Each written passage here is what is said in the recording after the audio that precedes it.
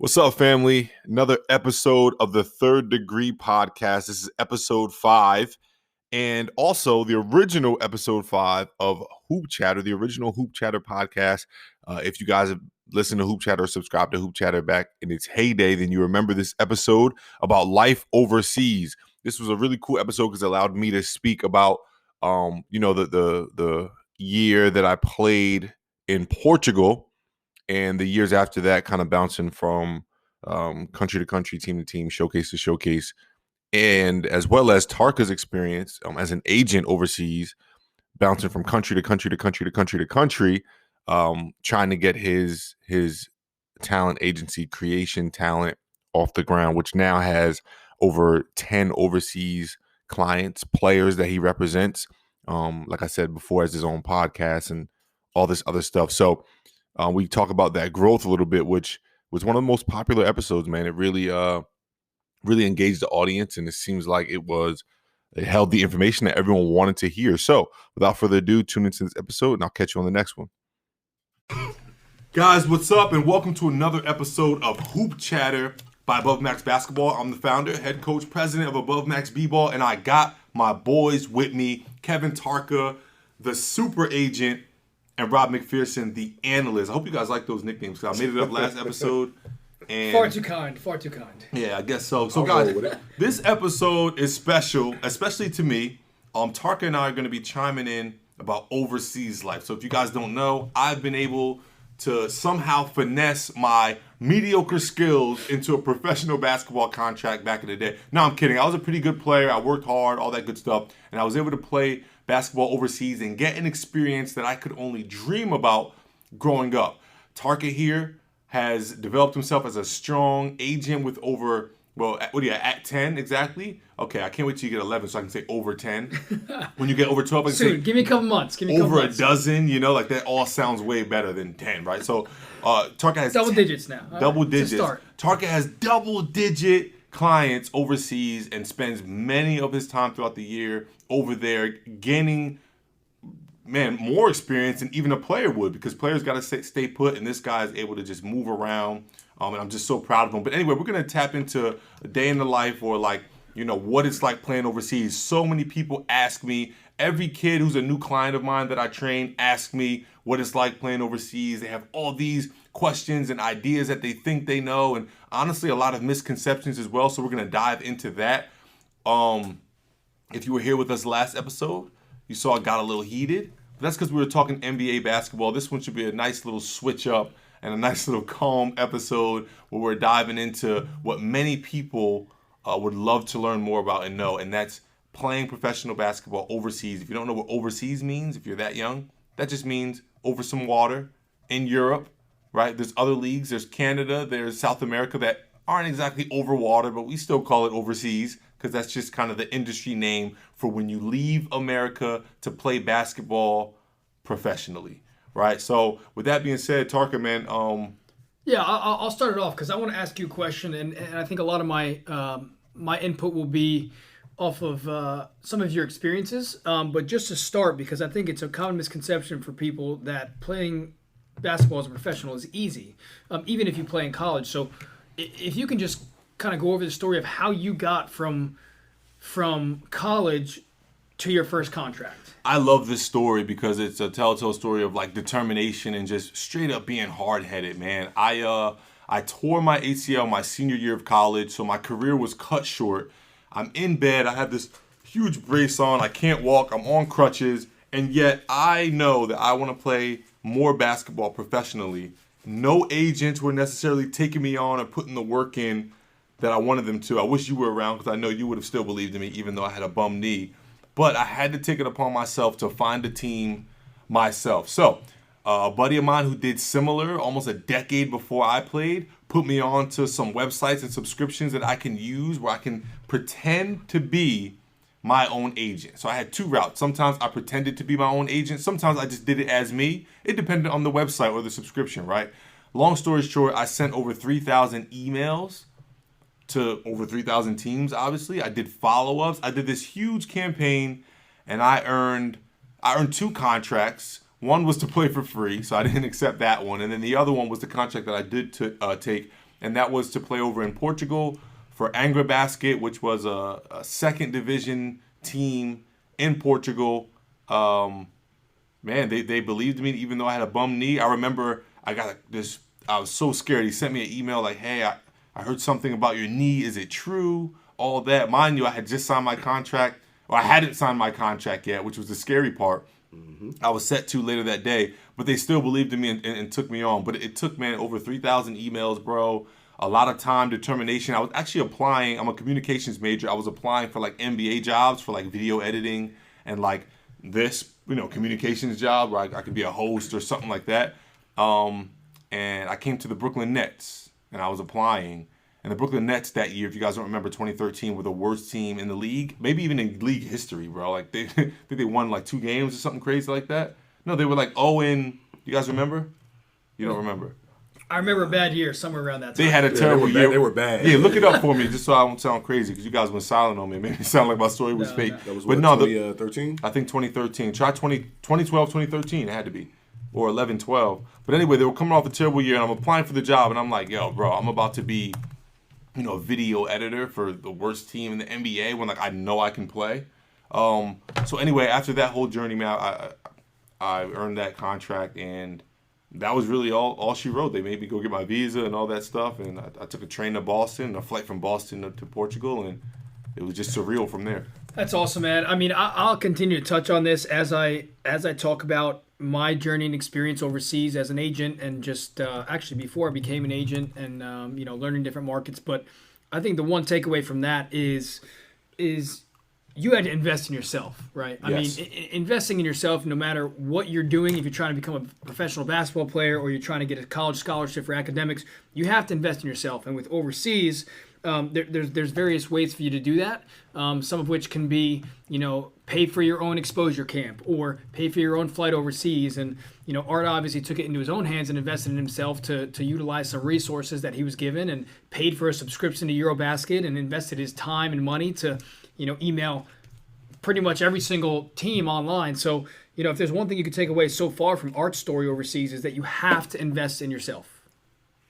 Yeah, absolutely, bro. Like, I didn't have any money. I was a college kid, bro. I paid probably $1,000 in like subscriptions and weird stuff like that, and I did not have $1,000. I was borrowing from friends. There were a couple teams, like even after that season, there were some teams that said, hey, if you want to play, all we can do is house you and feed you, that kind of stuff. And it was like I had to make a decision on whether I wanted to do that, and it was obviously an investment because opportunity cost. So I'm like, man, I would love to make $2,000, $3,000, $5,000, $20,000 a month, but I'm willing to invest my time and play for free for the potential of one of those contracts I just mentioned. And no matter what level you're at overseas, it always comes back to perspective, right? So how bad do you want to be a professional, right?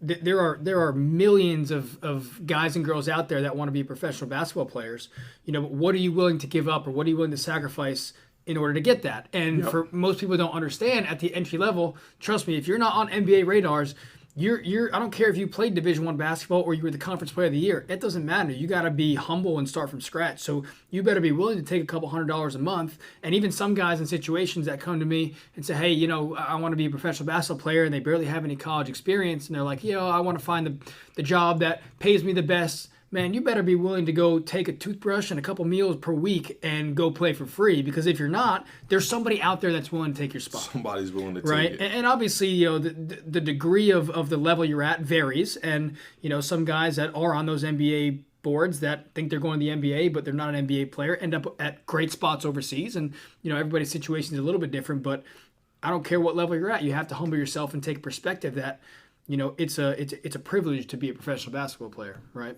Absolutely, man. Just on my journey alone, that was the biggest eye opener of playing over there. It's like any other job almost. You can't expect, unless you're just a prime prospect, to just hop into an industry and make millions or even hundreds of thousands of dollars. You got to work your way up. You got to earn it. And in my position, I was still grateful for the contract that I received and everything, but I went to 5 different high schools, right? My junior and senior year, I only played less than 12 games, right? So combined, my whole varsity career, 4 years, I played one season's worth of games, like 24 games. Then when I got in college, man, they the NCAA, I was ineligible, so I didn't play my freshman year. Not redshirt, they just took the year away. So I only had 3 years of eligibility. And then, like I said, I tore my knee my senior year. So from my perspective, I'm like, this is still a blessing. I have a lot more to show and prove. Like, I haven't done anything, bro. I've only played, a very minimal amount of games to even receive this opportunity to play overseas at all. Right? I know a lot of people don't approach it like that, and they find themselves in this limbo where they don't have, almost the respect for the game, right? The respect for the opportunity in itself, whether you're playing for free or for $1 million bucks. And so had you been overseas before that, or had you been to Portugal before that? Yeah, so great question, bro. The biggest thing outside of playing, forget playing, I was one of the first people in my family to leave the country. Wow. And that was amazing. Big for me. Like, that was like the biggest part was my mom saying bye to me getting on a flight, I'm getting off. I'm all naive. I'm like, the steering wheel's going to be on the other side. You know what I mean? Like, it's on the same side as ours. But, but like the roads were different. The signs were, in a different language. And it was just cool. The weather was different. The food was different. Like, our bananas are long. Their bananas are short. Pause. It's like, it just was a different culture. And embracing that culture was like almost the biggest part, bro. I put that in one of my notes, man. Culture, experience. Question for you. With that family dynamic, one, was any of your family able to come and visit while you were over there? And then two, you were over there for... I was over there for one complete season. Then after that, I had a bunch of choppy seasons, tryouts that I had to pay for myself, going back and forth. So with that, how homesick were you being away from home? Great question. I got extremely homesick just because, like, it's a job. And once the job part kicked in, so the first month I was in amazement that I even had the opportunity. Once the job part kicked in and my routine was the same every day, and, with any job you have conflicts, whether it's being the GM or me and other teammates and all that, and you don't have a comfort zone to go home to. You go home to the same teammates you got in a fight with in practice that day, right? Which is like similar to college, except in college you're home. You could drive home if you need to for a weekend or whatever. You couldn't do that. So like I was extremely homesick, not in like a soft way, like I want to go home, but it was just like, man, like I wish. The worst part was Snapchat was big at the time. You would go on Snapchat and you would see everybody partying, having a blast together. Yep. But like for you, it's like 4 PM. At home is like midnight, everybody's partying, having a blast together. You got fear of missing out. You're missing out on all the things. Like, I miss out on my nephew being born. You miss out on people's weddings. You miss out on all that cool stuff. And that part was really, I don't know if it's homesick or just FOMO. You taught me that. Fear of missing out. FOMO. Yeah. Yeah, good question though, bro. So you touched a little bit on, after practice, you had to go home to the same teammates, even if you got in a fight. And I think one thing that a lot of people don't realize is from going to college to being a professional basketball player is that it's a real job. Like this is your actual job, right? So your free time opens up dramatically, and you find yourself with like hours upon hours, depending on where you play and what level. I mean, sometimes you have 2 practices a day on days that are not game days. Sometimes you have 1, and it's the morning, and you're done by 11 a.m. and you're like, well, what do I do tomorrow until 11 a.m.? This is so refreshing to talk to someone who understands it. So I can kind of touch on like my experience from the agent side, from being over there and experiencing culture and having that, witnessing even some of my clients with that free time. But what did you find yourself doing with that free time, and did anything change? From what your interests or hobbies in the States or in college when you had free time? Yeah, bro, you're super on point, honestly, with these questions. It's crazy. But it was shock when practice was at 9, done at 11, and they didn't bother me or anything like that.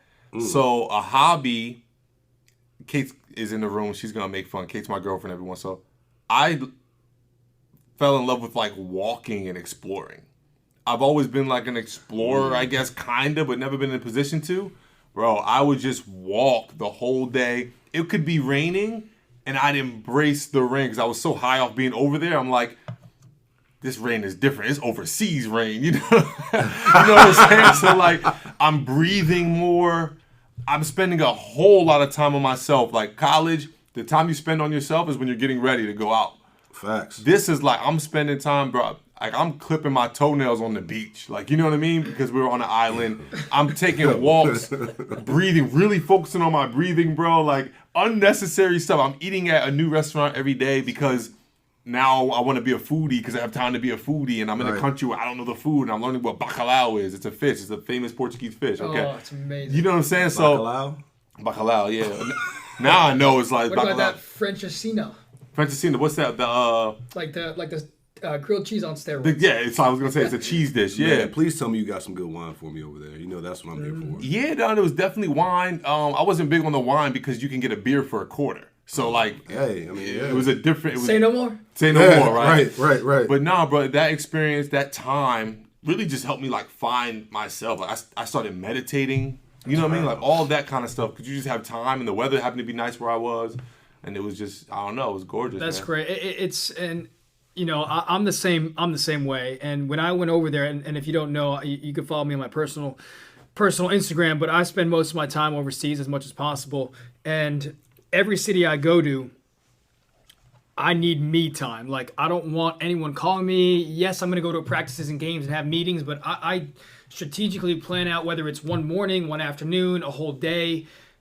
I hop on local transportation, and I just go. And I just go. To be honest with you, about 50% of the time, I actually pay the fee. Sometimes I don't because I don't check over there. But I'll just hop on a local bus, and I'll just go. And then when I feel like getting off, I'll get off. I'll find a hole-in-the-wall restaurant that the least amount of number of people are, and I'll just go in. And I'll just get a meal. I'll kind of explore. So nice to hear, bro. And it's like you said, you know, the range's different. It's just different. It could be the same coffee or the same, although coffee's another subject. Coffee is much better over there. But it could be the same type of meal that you get over here at an Italian restaurant, or you know, Chinese food over here, whatever. It could be the same type of meal, but since you're in a different country, you know, thousands of miles away from home, it hits differently. Yeah, it hits way different. So that's huge because it is so important for you to have new hobbies or interests, ultimately to not sit in your room and play video games. Yep. Because I've had friends and teammates that have gone overseas and unfortunately gotten fired or not asked to come back because they're just not buying into the culture and immersing themselves in the culture. It's such an important factor of being overseas, and again, it's not just putting the ball in the hoop, it's all the other intangibles and things that are affiliated with the job that you have to make your paycheck that matter tremendously. Yeah. To touch on something earlier, when you mentioned the gap in time between practices and between the team contacting you, so I know you told us what you like to do in hobbies, but like what's a typical day for someone over there that plays professionally? You know, walk us through a day when normal wake up time, any extra type of workouts or things you get in, meals, stuff like that. So I'll give you my schedule, and every team and every country and every level is different. Remember, I was second league in Portugal, who at the time had a poor economy, so like all the teams were kind of doo-doo because they couldn't like really get the best players, right? Mm-hmm. But my schedule looked like this. I woke up at 7 because of the time difference. I woke up early easily because the time difference was like 5 or 6 hours. So waking up early was no problem. I woke up at 7. Practice is at 9. So that 2 hours, this was the part that was different from college and what I know now is adulthood. I didn't know yet. Now I know. The difference was I had 2 hours to get ready, but not like an alarm went off. I got to do my hair. Like, like girls will wake up at 6 a.m. to get ready because that's just what they do over here. There, I woke up naturally, no alarm at 7. And then I have 2 hours to go on my walk to get breakfast, which would cost like $1.25 for like a sandwich, a drink, and like I said, the economy was bad. I would get breakfast. I would go to the gym and lift, but a lot of times I stopped going to the gym before practice because once I realized I had so much time, I would go not only after practice, I would go to practice, then take a nap, and then go to the gym for 2.5 hours and leisurely work out. Instead of like having to squeeze it in an hour and like supersetting, like I would take a leisurely 2.5 hours where I can get in the pool, do laps, lift, get in a sauna, right? So that was somewhere between practice and nighttime. But before practice, like I said, I would go on my walk. I would get breakfast. I'd get to practice early, get shots up. We'd have practice. I'd go home and nap, go to the gym, go back, go to the gym to lift, go back to the court gym to like shoot or whatever. Right. What was annoying about overseas, I want to say during this time with the free time, is that in these other countries, and a lot of people don't know this, even though it's a professional team, especially in the second league, a lot of the players, like, they got jobs during the day. You know what I mean? Like, they're semi-pro in their country. Pro to me, because I'm being paid, they're like semi-pro. They just in it for the ride. They get to fly. Like, we were on an island, so we had to fly to every game, and they get free food and all that. But a lot of those guys from those countries, only a couple of them that were paid. The rest were like, they were filling roster spots. So it was frustrating to me because a lot of the guys weren't at that 9 a.m. practice. Wow. Right. Okay. They weren't there. It was like me, the other American, and like 3 of the serious Portuguese guys. So the practice was really like an individual training. So I was getting ready to ask that. What was the difference in practices like? And when you did have a full team, how that was different? So the full team practice was at nighttime. Right. And those practices were just like any other practice. Some of the drills were a little weird. Like, they do conditioning different. Conditioning for them is they would put like a timer up. And this is my team, so it could be different. But they'll put a timer up, put like cones or whatever out, obstacles, and you had to make a certain move on each cone, and they would make you keep going at a certain pace. Come on, you're behind pace. And you'd be dying, but like you're making like half speed between the legs crossovers on each cone, but it got you in shape because now you have to make moves at a pace. So it's literally like running laps, but like you were making moves. Like, they would do stuff like that. I've never seen that done before. Like, you know, in America, we like, all right, time to condition, balls down. Right. Like, Suicide. let's run Suicides, like 646, all that good stuff. all type of stuff. So that was different. But as far as like plays and things like that, it was pretty much the same. They had a guy translate for me. It took me a month to learn the language because I kind of know Spanish and it's very similar to Portuguese, which was a blessing because I don't know what I would have done if I was in Germany or something like that. Right. But the plays were like Tarca was saying on a previous episode, man, move the ball, get it to Art. Move the ball, get it to Art, which was new to me too. Like, I was playing 24 minutes a game in college, taking 9 shots, averaging 12 points on 9 shots, which is like, oh, okay, cool. But like overseas, they're like, Kobe. You need 20 shots, bro. Like, And that's all fun and games when you're winning. But when you lose, because don't forget, Art's shooting for a reason. Art's shooting because we brought him in as our import to win us games. So, There we go. when Art's not making shots and we're not winning, as high as that high felt when you were the man, everyone's looking at you like, what's up, bro? Do we have to bring in another person? We got to cut you? Like, you are here to the help us accountability win. is wild. Like, my contract didn't have this. Another contract I was negotiating had it. But the contract will state percentages and measurables, bro. Wow. Like a job. Just like over here. You're responsible for making such and such cold calls or whatever. Bro, I've seen contracts with measurables in them so that you understand that if you don't reach that, you are in a probationary period where you need to reach that measurable, or your contract is at stake of termination. See, that's crazy. You needed me there to negotiate that. No. I didn't have no agent, bro. That's but I've crazy. seen it with my own Yep. eyes. You know, the numbers weren't crazy, but it was like if you had 3 games in a row shooting under 32%, like you were in a probationary period where your contract was at risk of being terminated. Plain and simple, bro. And I don't know if they have that kind of thing in the NBA. You could speak to that, but my point is that, like, yo, you're accountable. Like, we're paying you to hoop. This isn't college no more. It's like, I had a bad game, Dad. You call your dad after the game. Ain't no bad games over there. I mean, you can have bad games. They understand that, but they need to see you in the gym the next day working on whatever you didn't do well. Like, it's all a game, bro. Like, you come to work late. Yeah. 2 times this week. What you gonna do the other 2 times? Come in early, stay late, so the boss sees you. Very similar to that, man. But to get back on track to the question, my daily was just very calm. I had 24 hours to do whatever, I didn't go out. It was a small town. Had certain times that I FaceTime my mom and stuff like that. But at the end of the day, bro, it was just a peaceful time. It was like one long vacation with some basketball sprinkled in, man. Okay. Get a little bit away from basketball, some high points. What was like your favorite meal over there, favorite place to go, most memorable thing about being in Portugal? Yeah, so the most memorable moment was when I first landed. They reimbursed me for like my train ticket and flight because I had to pay it out of my pocket just for whatever reason, I don't know. But they reimbursed me immediately, which was cool. I made my money back.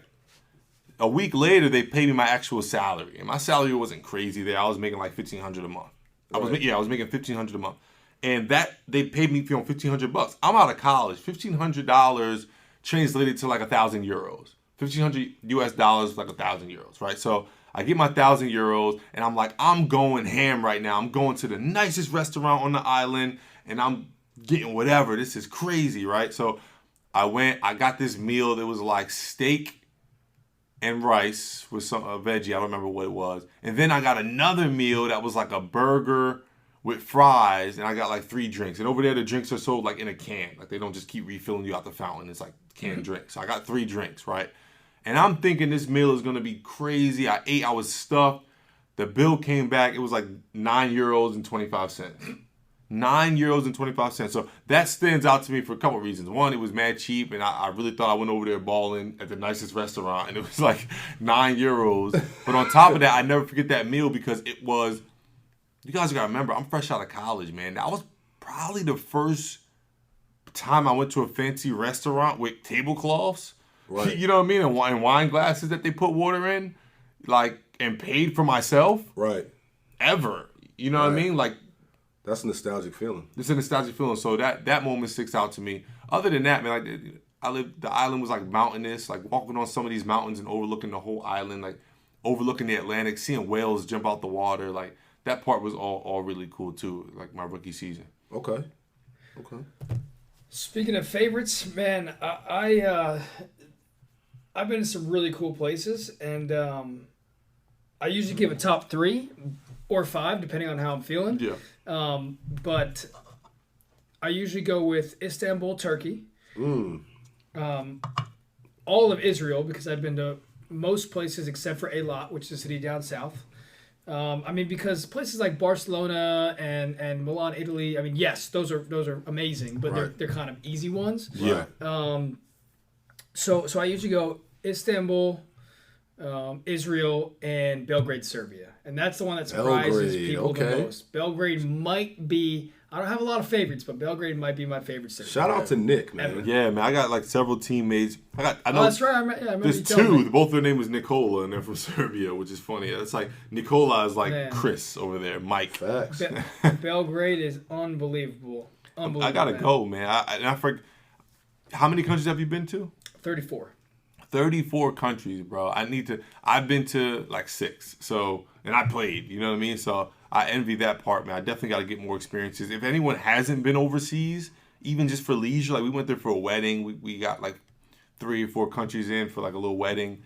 It's amazing, man, because it's eye-opening at the very least just to show like America is not the only place on the planet. Cultures are different. People are different, man. And granted, it's easy to say, and obviously it's it's a blessing to be able to go overseas. And it's not a cheap trip per se for all you younger people that are listening. If your family happens to take you overseas, consider it an extra blessing for a vacation. But if you're a young adult or if you're making money, man, don't complain that it's too expensive, because whatever you're paying for rent, whatever you're paying for, going to the bar 2 nights a week, whatever you're paying for that, you can take an overseas trip for cheap. Trust me. Absolutely. And I'm even going to take it a step further and say, seek opportunities. What's it called when you can study abroad, right? If you're in school, study abroad. Take advantage of the trips like that they offer in high school that like only the nerds go on. You know what I mean? Like, go on those joints. I wish I would have gone on those, like, they're going to go study Spanish in Spain. Like, you know what I mean? Capitalize on those opportunities, bro, 'cause it is life-changing. Rob, when you graduated, you went on like kind of a tour in Europe, correct? That's when I transferred and went into Widener.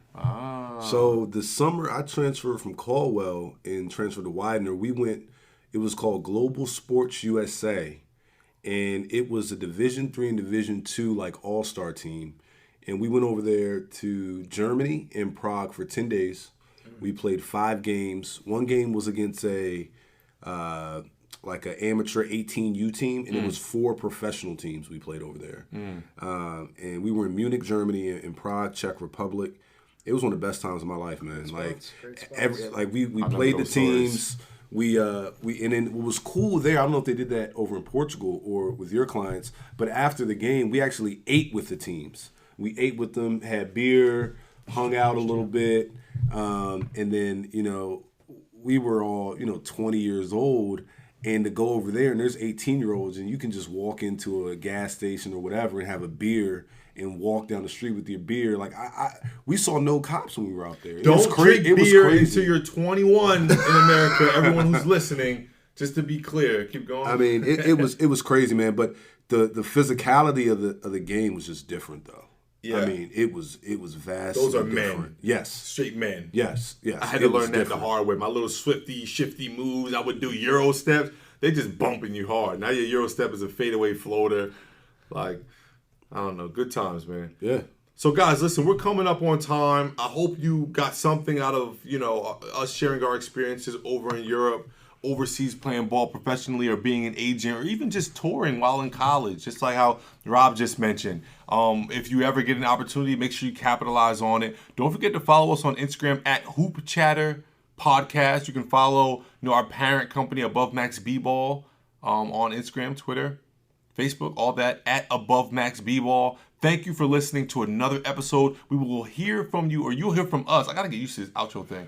You'll hear from us next week on all platforms, Spotify, Apple Podcasts, all that good stuff.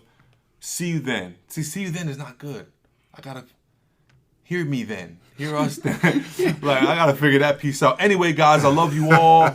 Signing off from the super analyst himself, Rob McPherson, Kevin Tarca, and myself, Art Morrison III. Chat next week. Peace.